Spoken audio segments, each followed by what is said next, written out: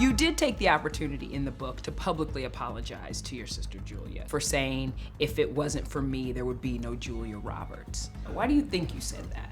Because at the time, it was true, and to some degree, it's also still true now, but it's obnoxious.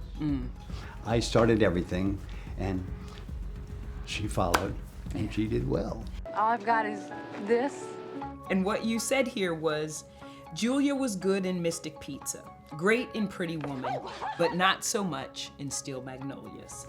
You know what? Everybody from the publisher to my wife said, "You're gonna regret that." I said, "Why do you think?" And I said, "Because it's not positive and it's about your sister." I said, "But I think so many positive things about her." And that was one that I thought they misled her in their adoration. I have great adoration for my sister, by the way. She's a wonderful actor to watch every time she's on screen. I have no issues with her. But I didn't like the movie. Okay. I thought it was kind of a daytime soap. And I have just made so many enemies. Well, you went on to say, not just about Julia, you went on to say, because she did get an Academy Why are you Award. doing this on camera? It's so embarrassing. This is what you wrote. You said, in fact, I think all those brilliant women, Sally Field, Dolly Parton, Olympia Dukakis, Shirley MacLaine, Daryl Hannah, overacted their asses off. Yeah, well, you know what? It's how I felt. You know that's gonna be a headline. That's a shame. But it's how I felt. Do you think she will accept your apology? Of course she will. She's my sister. Eric titled his memoir Runaway Train after one of his more than 700 on-screen projects. The actor is candid about his ups and downs, which he blames on a past cocaine addiction that cost him jobs, family relationships, and nearly his life. You would go to movie sets and they would tell you, prop truck. You go to the prop truck and there'd be lots of coke on mirrors in the prop truck. Everybody from the executive producers to craft service were high on that drug in that era. In 1981, while high on coke, Eric got into a horrific car crash that left him in a coma for 3 days. He had to learn how to walk and talk again. I hurt myself very badly in 1981. I knocked a lot of stuff out of my brain, and it's not coming back. And I finally accepted that after living with it for 30 years. I learned that you had a very complicated childhood. Parents that you say were abusive, parents that you say who battled substance abuse issues, drinking, family torn apart in a lot of different ways. How much of that do you think is to blame for some of the dark periods that you went through in your own life? Well, I think everything has an influence. I think everybody has their story, and everybody has their things they have to overcome and or outgrow and or avoid and or conquer. But it's how you do it that separates the men from the boys. Yeah. And a lot of us, I've been so guilty of this myself, we cheat or we duck. And we go into drug abuse or drink or sexual escapades for no reason, unless we get healthy from it. You said you thought you were gonna die. How close do you think you came? Oh, I gave myself a minor heart attack. Eric quit cocaine following that incident in 1995. Sadly, the damage was done, especially in his relationship with daughter Emma. The two became estranged. Nobody told me it would be like this. You do admit that drug abuse led to the biggest consequence of your life, and I guess that would be losing custody of your daughter.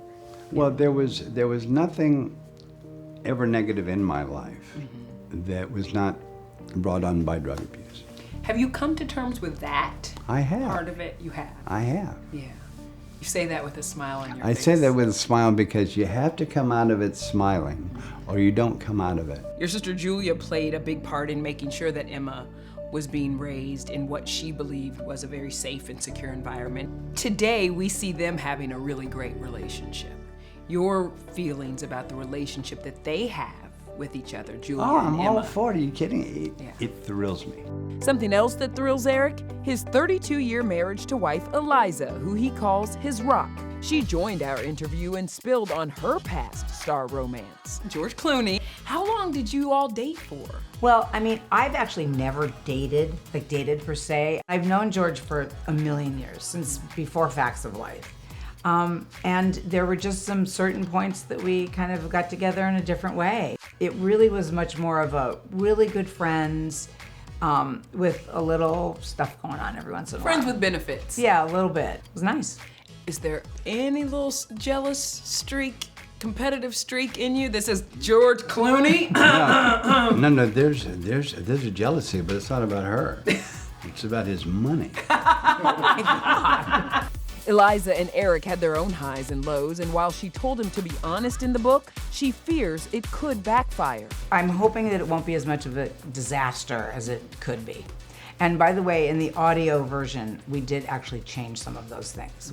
Because I don't even think, some of the negative stuff he said, he doesn't even mean it. I don't even know what was happening. And it landed there.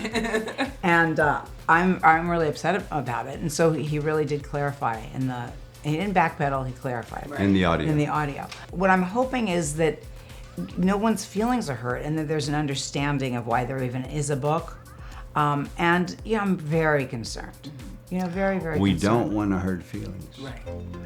Eric is stepdad to her 2 kids, and in 2020, he became a grandfather when Emma welcomed her son Rhodes. He is your only biological grandchild. So what's your hope for a relationship with him? What I would hope is that it's just easy. Yeah. It's not strained, it's not forced, it's not demanded. Your relationship with her today, better? Good. You hope to see her in the ballroom this year. I do. On Dancing with the Stars. You think that's gonna happen? I have no idea. I'll have to ask her.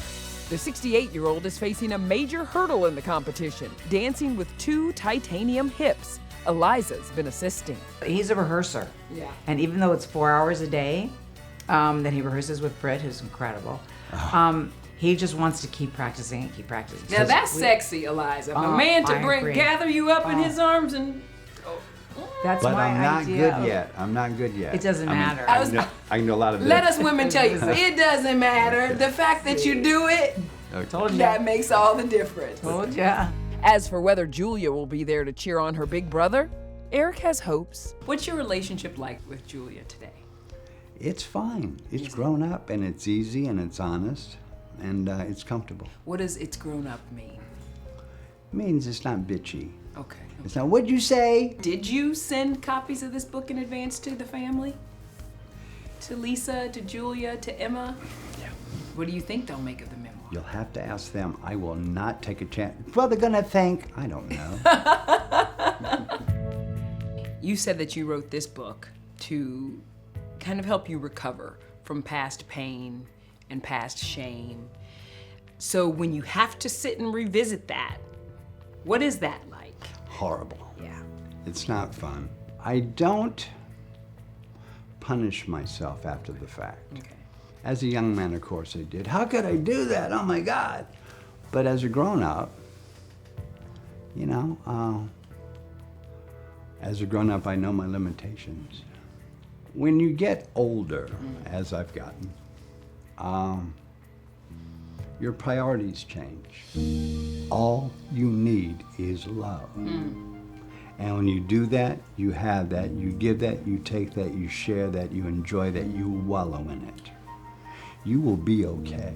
Entertainment Tonight's very first interview with you was almost 40 years ago now, when you were shooting Runaway And it was Train. on location, wasn't it? It was on I location. remember that. I want to be around when the walls come tumbling down. What do you think about that kid? I still feel the same way that kid felt. Really? I do, and I have been, so he was right.